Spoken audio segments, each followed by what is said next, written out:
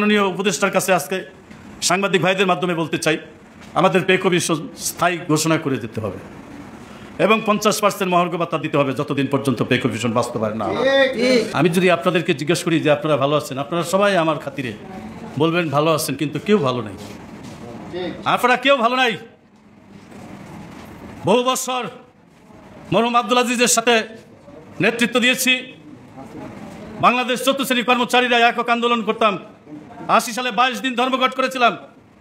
9000 লোকের চাকরি চলে গিয়েছিল, সেখানে আমারও চাকরি চলে গিয়েছিল।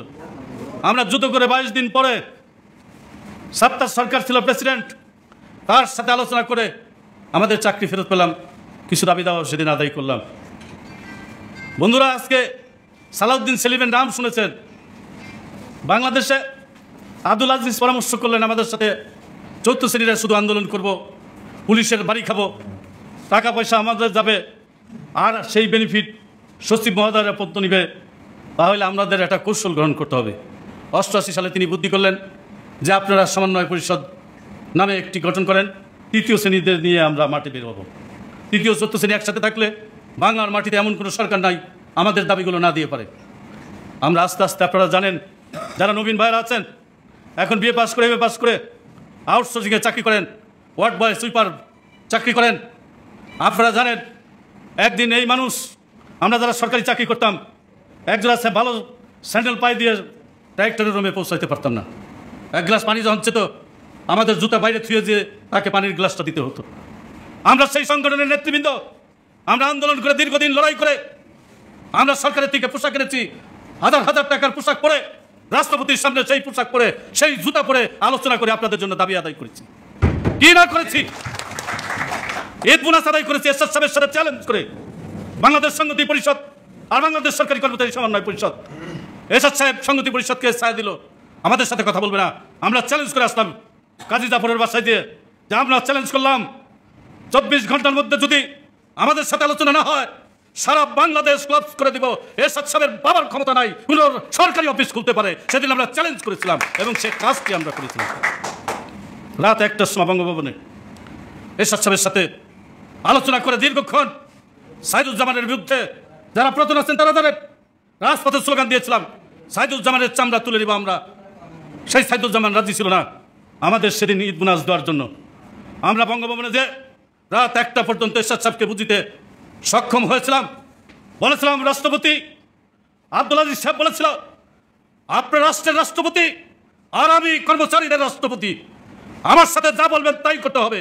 এই সাহস বাংলার মাটিতে আর কারো হবে বলে আমার বিশ্বাস হয় না। সেদিন আমার পছন্দ দাঁড়িয়ে গিয়েছিল, আমি সেখানে ছিলাম। এরশাদ সাহেবকে বললাম, স্যার আমি দুটি কথা বলতে চাই। বলেন।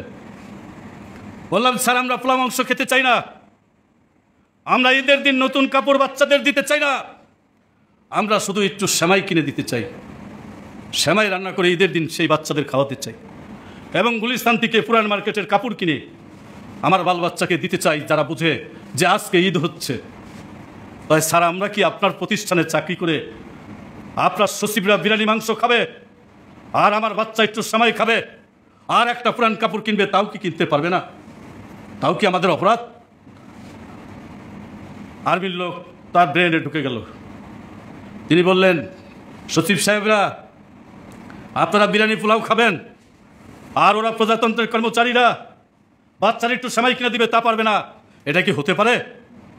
ওরা ওদের ঈদ বোনাস আজকে থেকে ঘোষণা করে দেন। সেদিন আমরা রাত 1টার সময় এই অধিদপ্তরের ডিজি সহ ওইখানে সমস্ত কর্মচারীদের নিয়ে আপনাদের সংগঠনের শক্তির জানান দিবেন, তাইলেই বুঝবে যে আমার সংগঠনের শক্তি কতটুকু। তাইলে না আপনারা মূল্যায়ন করবে।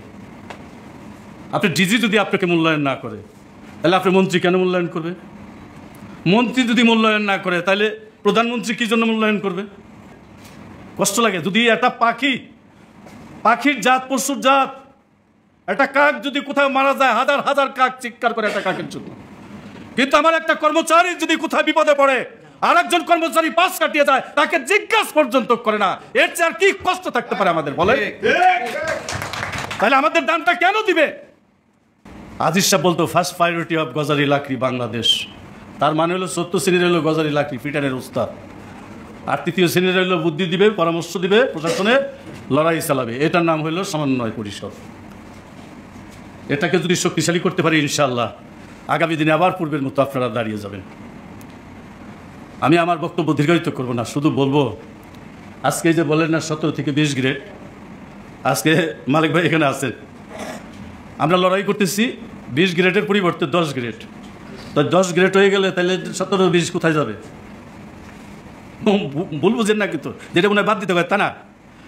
সাথে 4র্থ শ্রেণী কর্মচারী সমিতি অবশ্যই উচ্চারণ করবেন, ব্যানারে লিখবেন যে যেথায় যাক 4র্থ শ্রেণী কর্মচারীর মৃত্যু নাই, বাংলাদেশ সরকারি কর্মচারী সমিতির মৃত্যু নাই, এটা মনে রাখবেন। সারা জীবন আমাদের এটা থাকবে।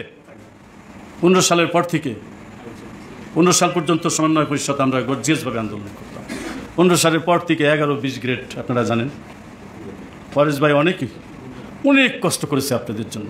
চক্রান্ত, শুধু চক্রান্তের কারণে, অফিসে দালালির কারণে, রাজনৈতিক নেতৃবৃন্দের দালালির কারণে আজকে আমাদের ভাগ্যের পরিবর্তন হচ্ছে না।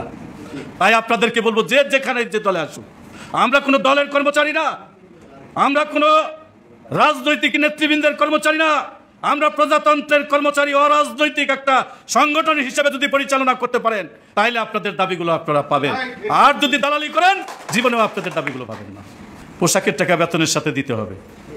3য়-4র্থ শ্রেণীর কর্মচারীদের রেশনিক ব্যবস্থা করতে হবে পুলিশের ন্যায়। পুলিশ যে দামে রেশন পায় সেই দামে রেশন প্রদান করতে হবে। এই দাবিগুলো নিয়ে বেশি দাবির দরকার নেই। আর আজকে এই সরকারের কাছে এটা বুঝতে হবে, অন্তর্বর্তীকালীন সরকার, এই সরকার কি সব দাবি দিতে পারবে? আমাদের মাননীয় উপদেষ্টার কাছে আজকে সাংবাদিক ভাইদের মাধ্যমে বলতে চাই, আমাদের পে কমিশন স্থায়ী ঘোষণা করে দিতে হবে এবং 50% মহার্ঘ ভাতা দিতে হবে যতদিন পর্যন্ত পে কমিশন বাস্তবায়ন না হয়। আমাদের রেশনিক ব্যবস্থাটা চালু করে দিয়ে যান। আমাদের পাশে থাকবো, যখন ডাক দিবেন তখন আসবো। যদি ভুল ত্রুটি করে থাকি, জীবনে তো কত কিছুই করেছি, ভুল হতেও তো পারে, কখন কে মারা যায় বলা যায় না। অনেক নেতা মরে গেছে, হাজার হাজার লোক মারা গেছে, আমার সাথে কষ্ট হয়। যারা এই বাতেন ভাই পুলিশে বাড়ি খেয়ে তারপরে আমরা মিছিল নিয়ে সংসদে গেছি, জামাল উদ্দিন রহিত, অনেক লোক সারা দেশে। তাদের জন্য দোয়া করবেন আর নিজের জন্য কিছু করবেন। আমাদেরও অভ্যাস ভালো না। যদি আজকে বলে যে অমুক মন্ত্রী আসবে, সমস্ত কর্মচারীরা এখানে আসবেন, কিন্তু যখন শুনবেন আপনার দাবির জন্য হান্নান এখানে আসবে, সকল কর্মচারী সেখানে আসে না। কষ্ট হয় এই জায়গায় হয় যে আপনাদেরকে দেবে আনবে, তার কাছে যায় না, যায় ওই চেহারা দেওয়ার জন্য যারা শাসন করবে তাদের কাছে যায়। তাই আসুন সবাই মিলে ঐক্যবদ্ধ হয়ে আবার একটি লড়াই করে আপনাদের মুক্ত করে দিয়ে যদি মৃত্যুবরণ করি তাহলে আমার সার্থকতা আসবে। সবাই ভালো থাকবেন, দোয়া করবেন, আমার জন্য দোয়া করবেন, মাফ করে দিবেন যদি ভুল ত্রুটি করে থাকি। সবাই ভালো থাকুন, ধন্যবাদ সবাইকে। সর্বপ্রথম সরকারি চাকরিজীবীদের নবম পে স্কেল সহ মহার্ঘ ভাতা সংক্রান্ত সঠিক তথ্য পেতে চ্যানেলটিতে লাইক, কমেন্ট ও সাবস্ক্রাইব করতে ভুলবেন না। ধন্যবাদ।